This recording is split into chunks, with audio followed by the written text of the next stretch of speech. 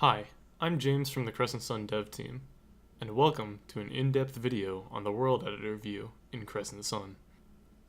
Let's get right into it. One of the first things I do when I enter the world editor view is I set up hotkeys. Moving the mouse back and forth to all of the viewport tools can be tedious, so to speed up my workflow I use the mapping feature in Crescent Sun to create custom hotkeys. I usually set one for each of the buttons in the viewport toolbar here, except for zoom, which you can do with the scroll wheel anyway. Next, let's go over some extra options you have. If you want to simply pre-visualize a finished stage, and don't want the axis to be visible, this option can be changed in the settings menu within the World View tab.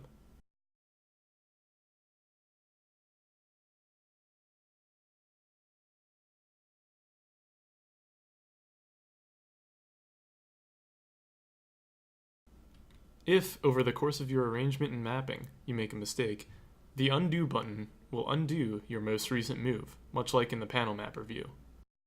Another potentially useful button in the viewport tools is the Reset World Position button, which resets your currently selected fixture to the world editor location where it was first created at. Not only is it possible to move your panels around in 3D space, it is also possible to rotate them.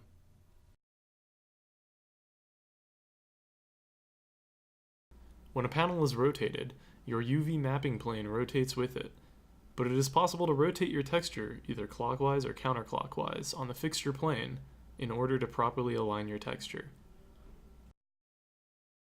Selecting multiple panels along with your rotated panel will map properly on its own, without you needing to manually rotate the textures. On the subject of mapping, you have many ways to customize your texture map in Crescent Sun. Located beneath the UV sliders in the Attribute Editor's Texture section, you have 3 automatic mapping buttons. Stretch takes your texture map and stretches it to exactly fit the height and width dimensions of your selected fixture. This will, of course, distort the image if the aspect ratio of the texture and the panel differ from one another.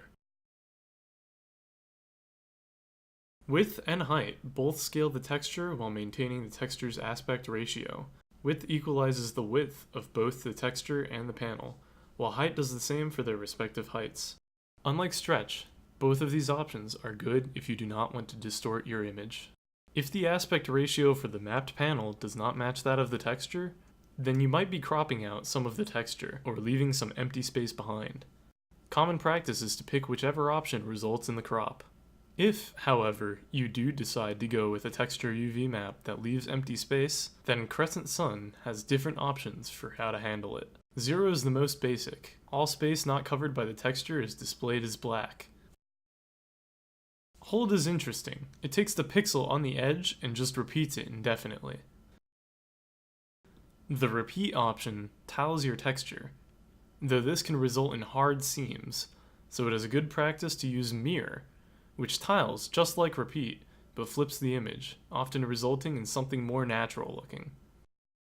By default, the source for a texture map in Crescent Sun is the crossfader, but you can specialize it. The source section in the attribute editor functions as a radio button group, with previews to see what you are selecting as your source. Each of these options correspond to a deck in the live view, as well as the crossfader and the tracer. Sometimes, you may want to have multiple layouts for the same stage.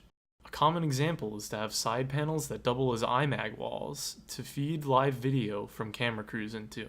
In order to toggle between different mappings, you need to make presets. First, set up your stage how you normally would, and then when you're happy with it, click Add New Preset and name your file to save the current layout as a preset. Now you can begin changing it for the second preset. In this example, I'll be setting the source of the 2 side panels to Deck D, which I'm using for my live video feed. Now that I've set that up, it's time to save a new preset with these options.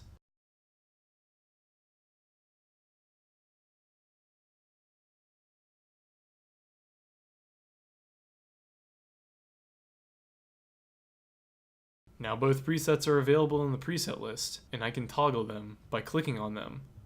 But I can also map each one to a key, MIDI, or anything else, and jam on them.